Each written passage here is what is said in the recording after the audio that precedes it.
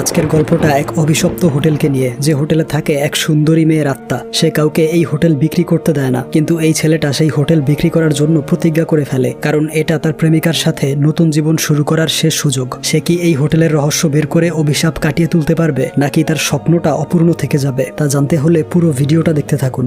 গল্পের শুরু হয় নাকরূপ নামের এই ছেলেটাকে দেখিয়ে। সে হাউস ডেভেলপমেন্ট নামের একটি ছোট্ট কোম্পানি চালায়। প্রথমে সে কম টাকায় পুরনো ফ্ল্যাট কিনে নেয়, তারপর বিভিন্ন কৌশল ব্যবহার করে তা বেশি টাকায় বিক্রি করে। এভাবেই সে মানুষদের ঠকিয়ে ব্যবসা করত। একদিন সে এই পুরনো ফ্ল্যাটে নতুন করে পেইন্ট করাচ্ছিল, যাতে এটা বেশি টাকায় বিক্রি করতে পারে, কিন্তু খেয়াল করে সিলিং থেকে মেঝেতে রং পড়ছে। তাই সে চক নামের এই লোকের সাথে খুব রাগারাগি করে। এদিকে তার ছেলে সুয়েখ্রং স্টোর রুমে জিনিসপত্র রাখতে গিয়ে পড়ে যায়। এতে নাকরূপ আরো বেশি রাগান্বিত হয়। এমন সময় এক কাপল ফ্ল্যাটটা কিনতে চলে আসে। তাই নাকরূপ তাদের ফ্ল্যাটটা ঘুরিয়ে দেখাতে শুরু করে। সিলিং থেকে সাদা রং ঝরে তার মুখের উপর পড়ে, কিন্তু সে এই রং চেহারাতে মেখে বলে এটা তার ফেস ক্রিম।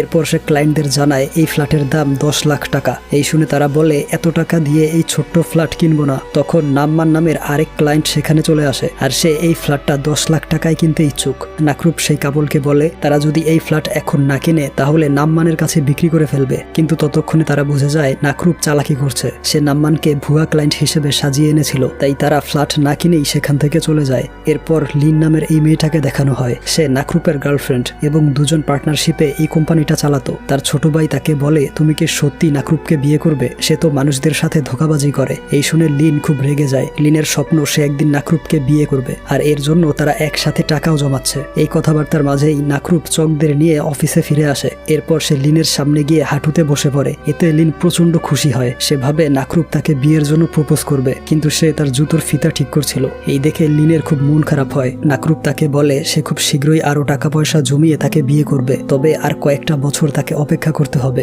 এমন সময় টাই নামের এই লোকটা গুন্ডা নিয়ে তাদের অফিস আক্রমণ করে। নাকরূপ তাদের কাছ থেকে কিছু টাকা ধার নিয়েছিল, কিন্তু সেই টাকা পরিশোধ করতে পারছিল না। দেখা যায় টাই তার মাথায় গান পয়েন্ট করে বলছে তার টাকা ফেরত না দিলে নাকরূপকে মেরে ফেলবে। তখন লিনের নজর পড়ে তার চেকবুকটার দিকে, আর সে তার জমানো টাকা সেই লোকটাকে দিয়ে নাকরূপকে বাঁচিয়ে নেয়। কিন্তু এতে নাকরূপ খুব কষ্ট পায়। তার জন্য লিনকে জমানো টাকা দিতে হলো। সে প্রমিস করে খুব দ্রুত অনেকগুলো ফ্ল্যাট বিক্রি করে তাদের বিয়ের জন্য টাকা জমাবে। এরপর সে তার ল্যাপটপ নিয়ে বসে পড়ে আর বিভিন্ন ওয়েবসাইটে কম দামি ফ্ল্যাট খুঁজতে শুরু করে। তখন নাম্মান তাকে বলে এভাবে ছোট ছোট ফ্ল্যাট বিক্রি করে টাকা জমাতে অনেক সময় লাগবে, এতদিনে লিন বুড়ি হয়ে যাবে। তো নাকরূপ সিদ্ধান্ত নেয় কোনো বড় হোটেল বা ম্যানশন কিনে তা বেশি টাকায় বিক্রি করবে, এতে তার লাভ বেশি হবে। এরপর সে অনলাইনে একটা পুরনো কম দামি হোটেল খুঁজে পায়। সেই হোটেলের নাম ছিল নিরুন হোটেল, কিন্তু সেটা আবার শহর থেকে অনেক দূরে অবস্থিত। তবে নাকরূপ সিদ্ধান্ত নেয় এই হোটেলটাই কিনবে। এরপর দিন সেই নাম্মানদের নিয়ে সেই হোটেলের উদ্দেশ্যে রওনা হয়। এদিকে জিপিএস